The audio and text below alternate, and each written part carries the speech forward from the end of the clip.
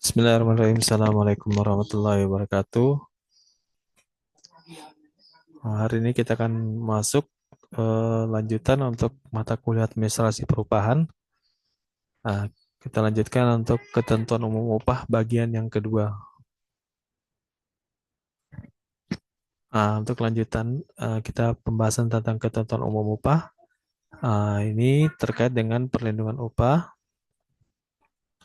di mana setiap pekerja atau buruh pastinya berhak dalam mendapatkan upah yang sama dalam setiap pekerjaannya. Jadi setiap kita bekerja, setiap buruh yang bekerja pastinya berhak mendapatkan upah yang sama dalam setiap pekerjaannya.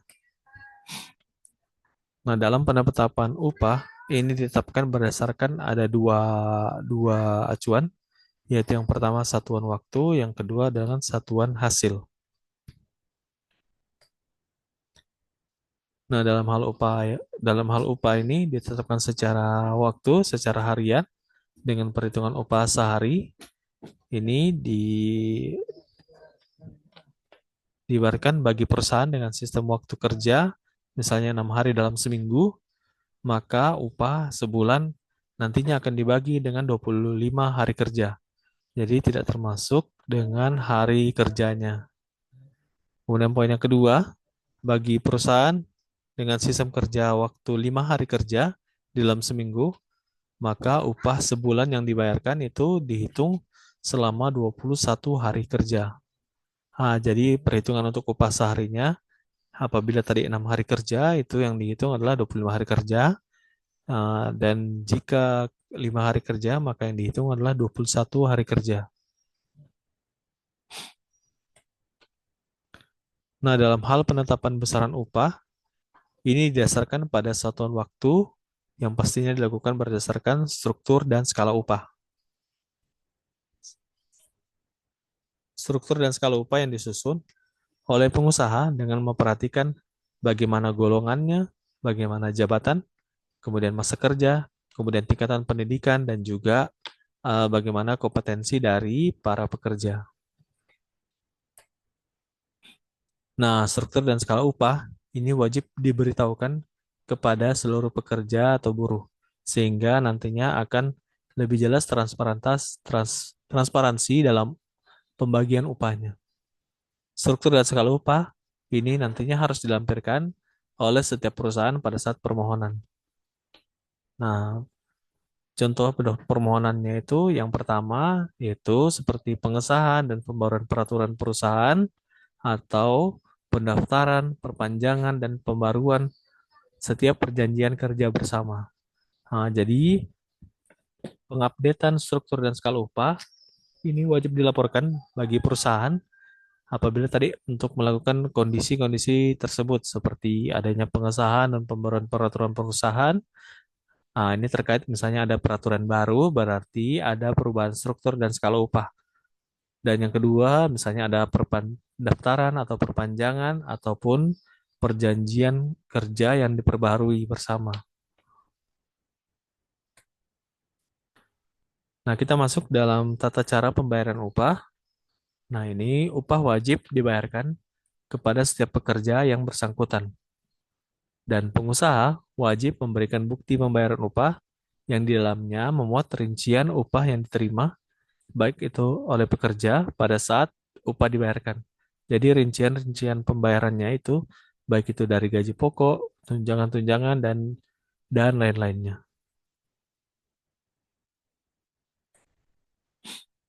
Nah, upah dapat dibayarkan kepada pihak ketiga dengan surat kuasa dari para pekerja yang bersangkutan.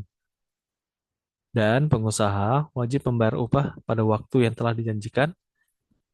dijanjikan antara pengusaha dengan pekerja. Misalnya dijanjikan di akhir bulan ataupun di awal bulan.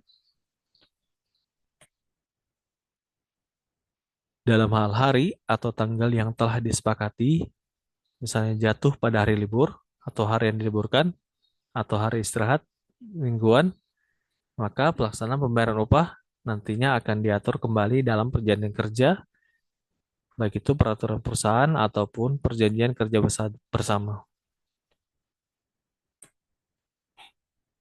Pembayaran upah oleh pengusaha ini nantinya dilakukan dalam jangka waktu paling cepat seminggu atau 1 kali, atau paling lambat sebulan 1 kali, kecuali bila ada perjanjian kerja untuk waktu yang kurang dari 1 minggu. Jadi pembayaran upah ada yang biasanya dilakukan berjangka seminggu sekali, dan juga ada yang pembayaran upah yang sebulan sekali. Tergantung dari perjanjian kerja yang disepakati. Nah, kita masuk dalam peninjauan upah. Nah, perusahaan atau pengusaha ini perlu melakukan peninjauan upah secara berkala. Ini dikarenakan ada beberapa faktor. Yang pertama, adanya penyesuaian harga kebutuhan hidup. Nah, setiap penyesuaian harga kebutuhan hidup pastinya akan ditinjau lagi untuk mengupdate bagaimana pemberian upah kepada pekerjanya. Nah, poin yang kedua itu adanya peningkatan produktivitas kerja. Seiring meningkatnya produktivitas kerja bagi para pekerja, otomatis akan dilakukan peninjauan upah. Nah, apabila misalnya ada pekerja yang produktivitasnya lebih tinggi daripada target, nah ini biasanya akan dilakukan peninjauan upah kembali untuk dilihat bagaimana kebijakan-kebijakan yang akan diberikan untuk pemberian upahnya. Upah tidak akan dibayarkan apabila pekerja tidak masuk kerja dan atau tidak melakukan pekerjaan. Nah, pekerja yang tidak masuk dan atau tidak melakukan pekerjaan ini ada beberapa alasan. Yang pertama, ada misalnya berhalangan hadir. Kemudian yang kedua, melakukan kegiatan lain di luar pekerjaannya. Kemudian yang ketiga, menjalankan hak waktu istirahat kerjanya. Ini biasanya disebut sebagai cuti. Nah, kemudian selanjutnya, alasan pekerja tidak masuk kerja dan atau tidak melakukan pekerjaan juga karena berhalangan. Ini contohnya seperti pekerja yang sakit atau kurang enak badan, atau bagi pekerja wanita yang sakit pada hari pertama atau hari kedua masa haidnya. Itu untuk alasan pekerja yang ditinjau dari segi berhalangan. Sedangkan yang pekerja tidak masuk kerja ini ada beberapa alasan seperti izin menikah, kemudian menikahkan anaknya atau menghitankan anaknya, kemudian istri melahirkan atau keguguran, dan juga ada anggota keluarga yang meninggal dunia. Nah, adapun alasan dalam tidak melakukan pekerjaan di luar pekerjaannya, yaitu yang pertama, menjalankan kewajiban misalnya terhadap negara, kemudian yang kedua, menjalankan kewajiban ibadah yang diperintahkan agamanya, kemudian yang ketiga, melaksanakan tugas pendidikan yang ditugaskan dari perusahaan. Nah, ketiga tadi sebagai pertimbangan dalam bagaimana peninjauan upah untuk dibayarkan kepada pekerja. Jadi tadi ada beberapa alasan. Yang tadi alasan dalam berhalangan seperti tadi yang sakit, dan juga ada juga alasan tidak masuk kerja karena hal-hal tertentu. Dan yang ketiga juga ada melakukan pekerjaan yang lain di luar dari job desk pekerjaannya. Nah, ada juga yang keempat, ini alasan tidak masuk kerja karena menjalankan hak waktu istirahat kerjanya. Nah, contohnya misalnya ada hak istirahat mingguan, ada mengambil cuti tahunan, ada istirahat panjang, ada cuti sebelum dan sesudah melahirkan, dan juga ada juga cuti keguguran kandungan. Nah, ini alasan dalam tidak masuk kerja dikarenakan menjalankan hak waktu istirahatnya. Nah, mungkin itu saja untuk pertemuan hari ini. Nah, jadi tadi kita sudah mengetahui bagaimana peninjauan upah dan bagaimana tata cara dalam penetapan upah, baik itu dari proses pembayarannya dan juga bagaimana penetapan upah yang dilakukan oleh perusahaan berdasarkan peninjauan-peninjauan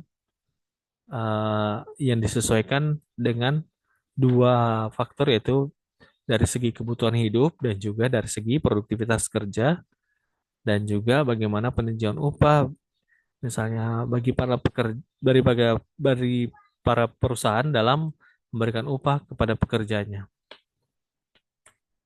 Nah, mungkin itu saja untuk pertemuan hari ini. Kurang lebihnya mohon dimaafkan. Saya Heri, walau mau Assalamualaikum warahmatullahi wabarakatuh.